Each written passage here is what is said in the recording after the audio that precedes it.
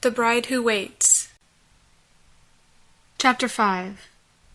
The next morning brought new challenges, as the ladies were taken outside for a run at horseback riding. "The prince loves to ride," stated Nehemiah. He was dressed in a deep green plush jacket with brown pressed pants, a combination he seemed to like. While he went over the basics of riding for those that didn't know, Mira heard a group of girls near her discuss their bedrooms. "Did you see them? There was no way those were servants' quarters." "I know. He probably just had them say that so we would think he's benevolent enough to let them have such nice things. But we all know his servants are the worst off." "I hear he even employs children and makes them do the most horrible tasks." Mira frowned as she thought about the little girl who had taken her plate. If that were true, she hated to think about the little angel being forced to do those things. Another woman near them sighed heavily as she had her friend rub her neck.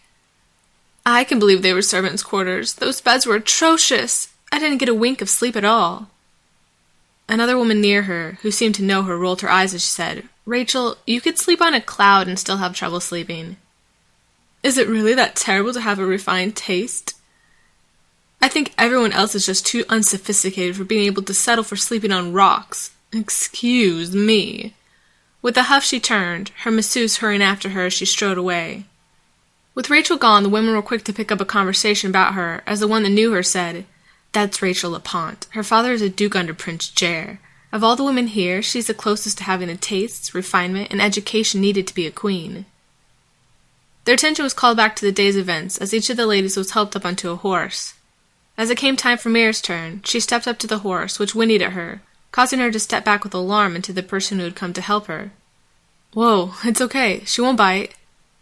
Looking back, she found her assistant to be Joshua, who smiled with the usual twinkle in his eyes.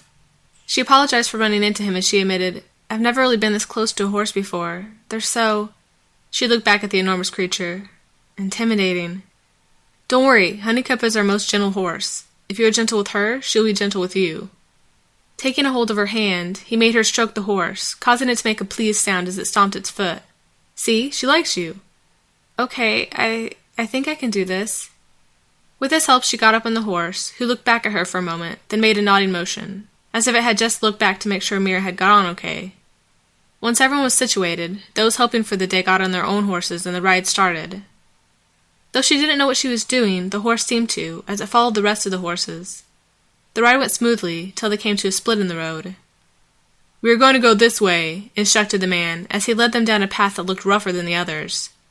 "What if we don't want to?" called one of the women after him, but he was already out of ear range. Frowning, the woman tried to turn her horse down the other path, but it seemed keener on following the head leader. Letting out a disgruntled sound, the woman threw down her reins as the horse stopped completely. "Stupid horse, this is enough! I'm going home!" With that, she got down from the horse and headed back to the stables. As the rest of the riders headed down the path, more started to get annoyed with the route the man had chosen to take, as tree branches pulled at their dresses, and the uneven terrain made the ride less comfortable. "This is ridiculous!" called the woman. "I'm heading back!" Struggling against her horse, she finally got it turned around, but in doing so got tangled up in a tree. As the rest of the ladies continued on, the riders with them stopped to help the tangled woman as she screamed with frustration. More women turned back as they were swarmed by a patch of mosquitoes, but still Mira pressed on. She had faced a lot worse in running her father's farm. Finally, through the branches, they caught sight of a brighter path, which widened when they came through. Mira let out a gasp of wonderment as she found the new path to be even lovelier than the other one the other lady had wanted to go down. The greenery was so lush, being at least 16 shades of green, and the birds sang with the sweetest song she'd ever heard. As she gazed in amazement at it all, one of the women rode up alongside her. "Hi, I'm Isabel." "Mira." The woman had dark eyes that looked to be set in a permanently mischievous expression. Her skin was darker than the other women there, but nowhere near as dark as Mira's. But somehow, in contrast to her jet-black hair, it looked lighter.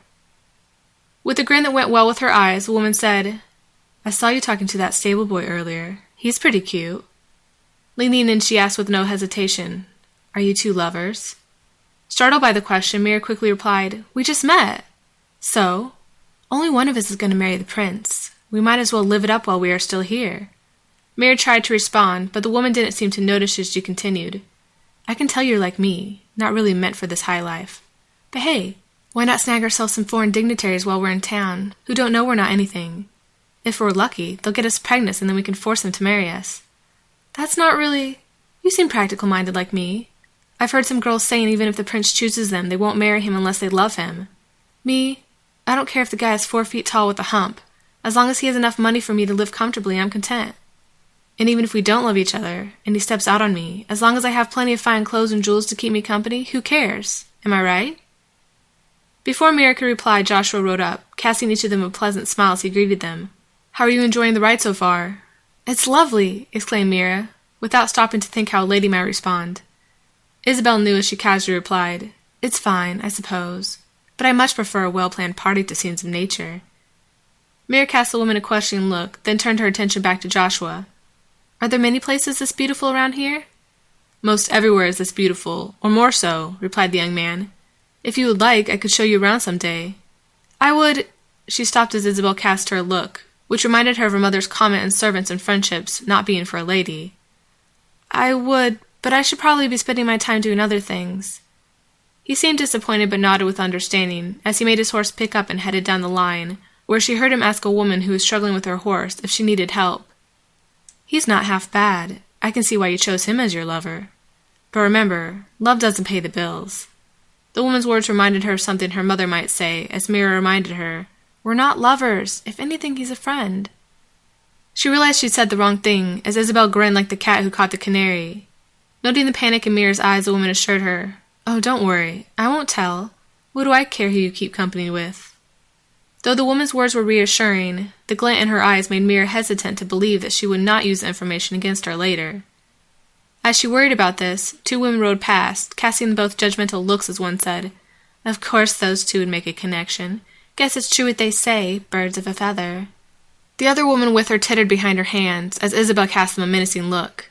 To Mira she said, in a voice loud enough for the ladies to hear, Don't listen to them. They're just jealous of us because they know we have a better chance of being chosen by the prince than they do. As if, quipped one of the ladies. Oh, really? And what makes you think the prince would choose someone who spends most of her nights at a tavern on the lake? And not because she's a customer.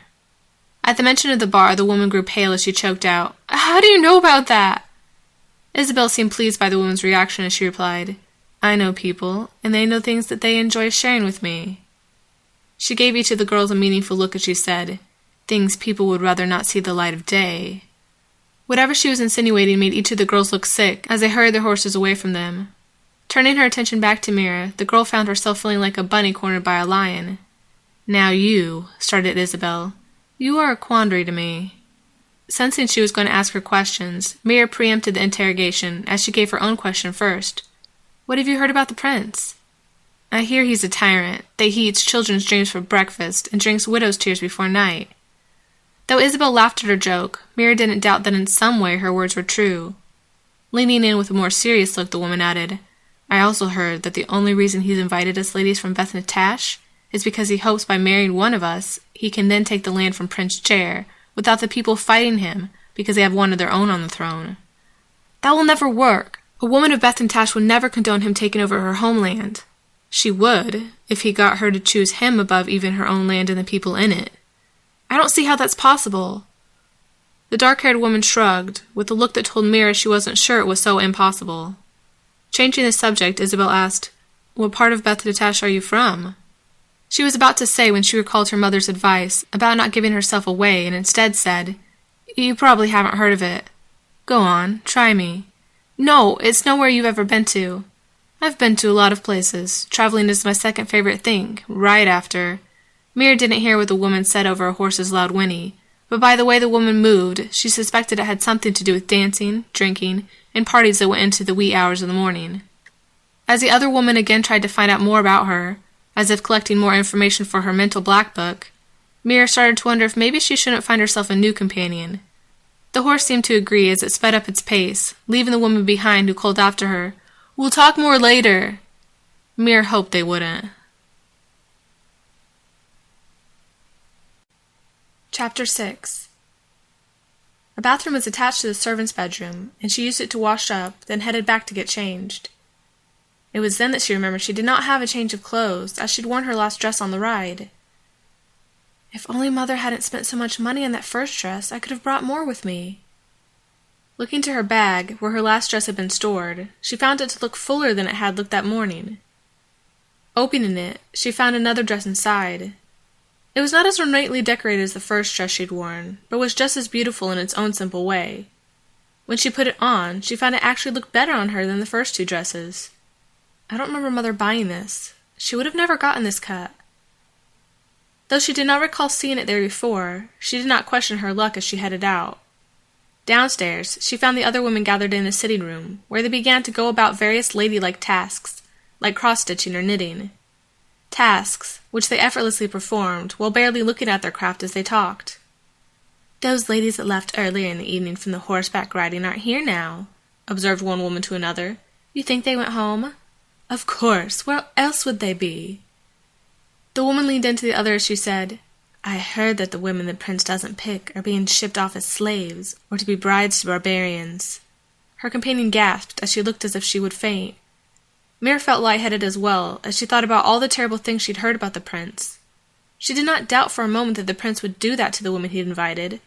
Tales of the prince's cruelty filled the streets of Bethentash, where an especially sick tale about someone who had once stolen from the prince was told to children in order to keep them from stealing. "You know it's a genius plan." Mira startled as Isabel came in behind her. Turning to the woman, she listened as she continued. "Selling the women into slavery is probably the whole reason he invited us. With the help of the men whose loyalty he gains by selling his prospective wives, he can go into Prince Jair's land and take control." Though Isabel smiled at the end, as if she thought the whole idea was a joke, Mira didn't doubt it. It was so rotten a plan that it was the perfect betrayal of trust for the dread prince to think up.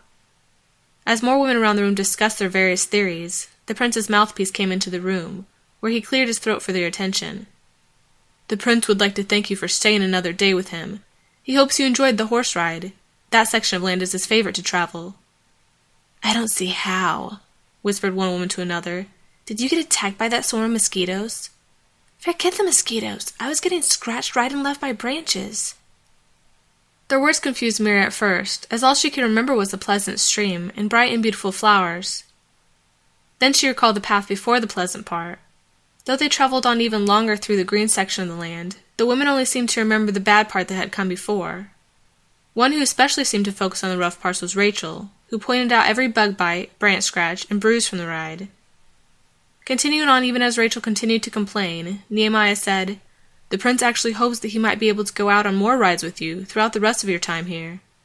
"Not if they're like that last one," interjected one woman.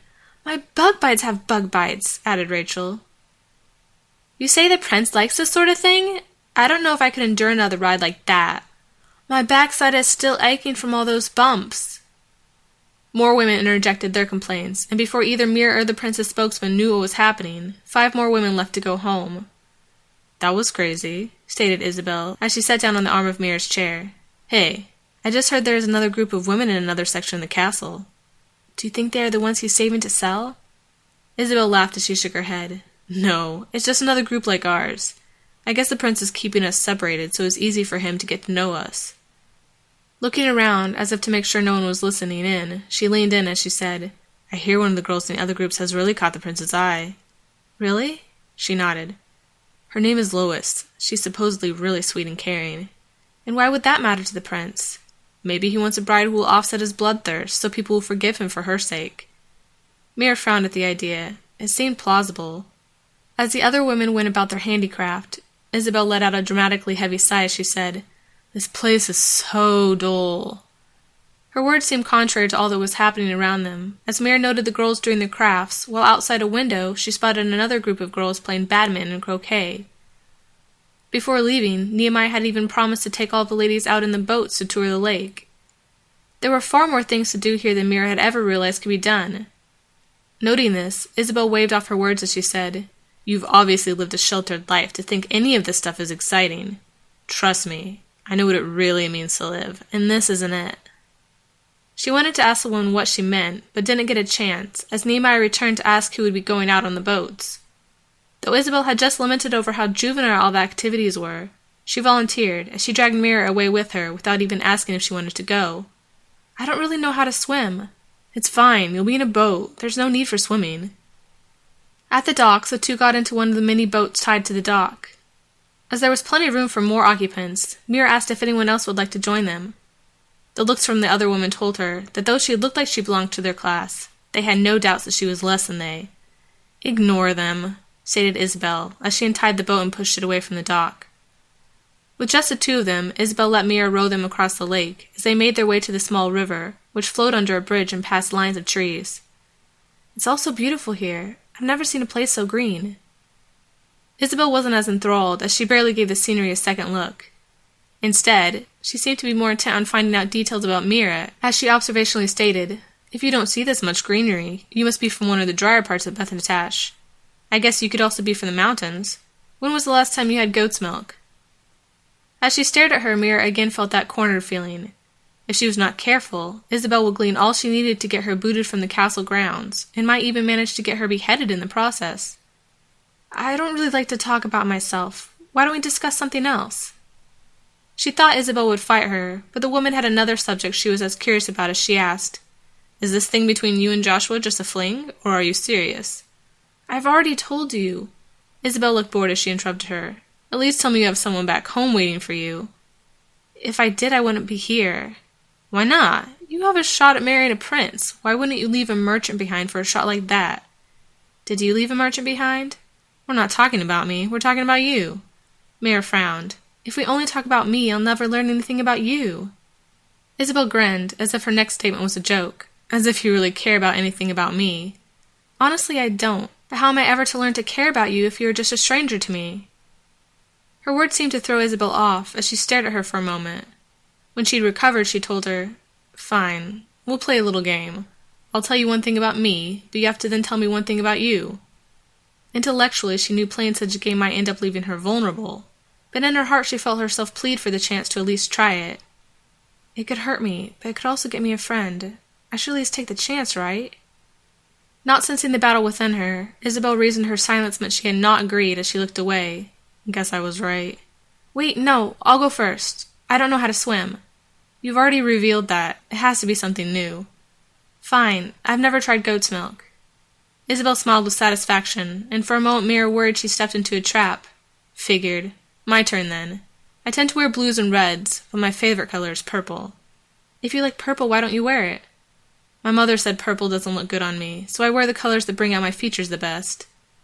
Mira stared at her for a moment, as she tried to imagine her in a purple dress. "I think you'd look fine in purple, especially a dark purple, like the color Nehemiah wore after the ride." The woman was silent for a moment before hesitantly asking, "You really think I'd look okay?" "Honestly, I'm not that good with knowing what colors look well together, but as I imagine you in that color, it looks fine to me." Her confident smile returned as she said, "I guess that's another thing about you. My turn again."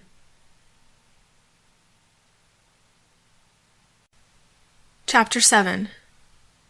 As they glided down the river, the two shared more details about each other. Some were simple, such as, "I used to hate spinach, till I tried it in a salad. I much prefer it fresh to cooked."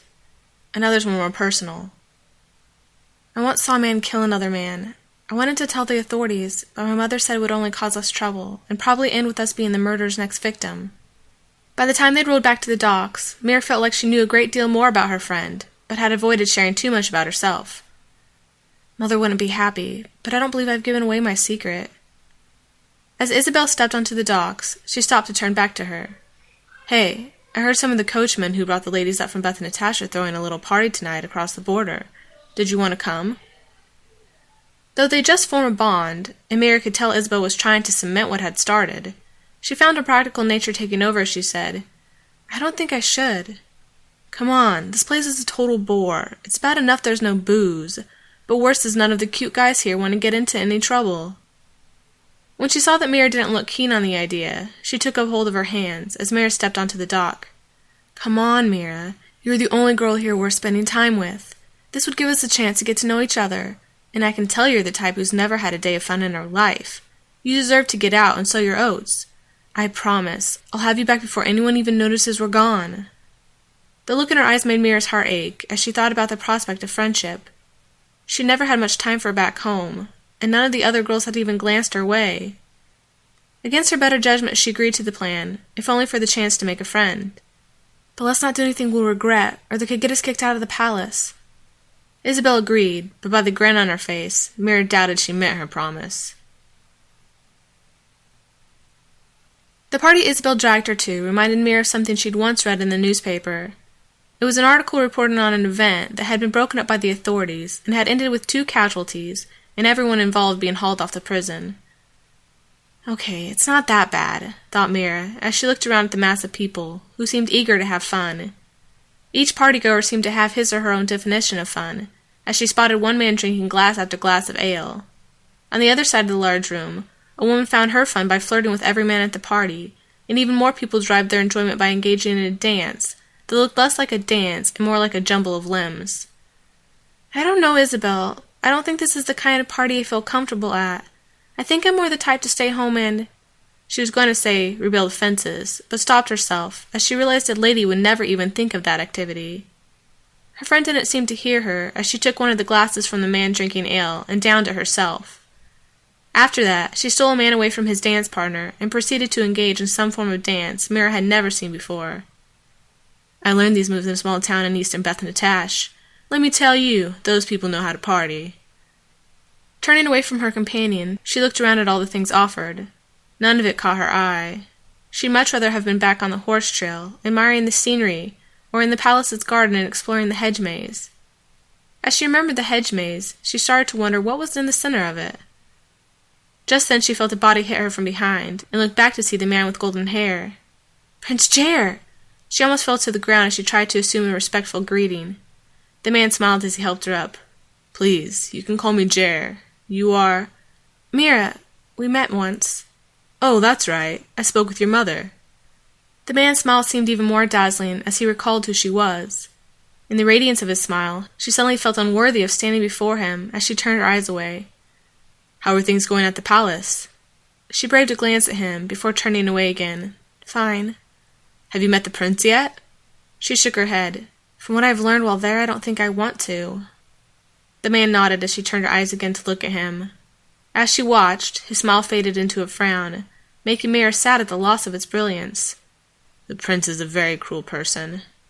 Reaching up, the handsome prince touched her face, making it flush with embarrassment as he said, He does not deserve someone as beautiful as you. Though his words thrilled her heart, she could not understand what he could possibly see in her to call her beautiful. Standing in his presence, she realized now more than ever how simple and common in appearance she was. Giving her a smile that made her feel unworthy, the prince gave his condolences as he said, I must be going. I have other duties to attend to. Then he was off through the crowd. Shivering from the loss of his presence, Mira turned as Isabel touched her shoulder. Was that who I think it was? Wow, forget the stable boy, get one of them. Taking hold of her hand, the woman pulled Mira over to a group of men, who ran their eyes over Mira in a way that made her feel like she should have worn a second layer of clothing. But in the meantime, meet these guys. Leaning in, she told Mira, I'll let you have first pick. They're all major catches. The one on the left owns his own land, 100 acres, and has a full staff. The one in the middle? While Isabel went on about their monetary status, Mira found herself focusing more on the way they were grinning at her, like hungry wolves. As Isabel finished, she said loudly enough that the men could hear, We're gonna have so much fun tonight. Though the men were handsome, Mira did not find them interesting, and felt instead like a lamb among hungry lions in their presence. Isabel, can we head back? It's getting late and I don't want to get in trouble. Her practical nature told her to return to the castle, while her rebellious side said to stay out as long as she could. In the end, even her rebellious side agreed it was time to go, as one of the men reached forward to touch her. Backing away, she said to her friend, We should go. The fun's just starting, exclaimed Isabel. When this place starts to die, we're going to head to a place across town where I hear they have a fountain of ale. And just down the street from that, they have a live band. This party can go all night. The woman seemed excited at this prospect, but thinking about it only made Mira tired. Noting this, her friend told her, Have a little fun for once in your life. The men also insisted she let loose, but it made Mira feel all the more like she should go. I'll see you back at the castle. With a disappointed pout, Isabel waved goodbye, then turned to a passing waiter. She took a glass from his tray and downed it. Who wants to party till the sun comes up?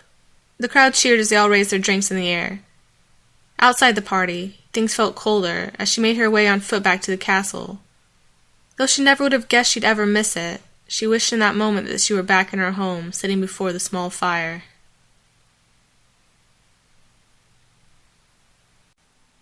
Chapter 8. After an extremely long walk, she finally crossed the border, only to be stopped by a man on horseback who called for her to halt. "Who goes there?" called the man. The horse on which he rode snorted angrily, as if offended at the very sight of the girl. "Mira." She knew her name wouldn't mean anything to the man, and she added, "I'm one of the women invited to the castle by the prince." "Not likely," replied the man. "All of them are safe and asleep in the castle." As he spoke, the horse stepped closer to her, sniffing at her clothing, as if searching her for contraband. With an admonishing tone directed toward the horse, the man pulled it back from her.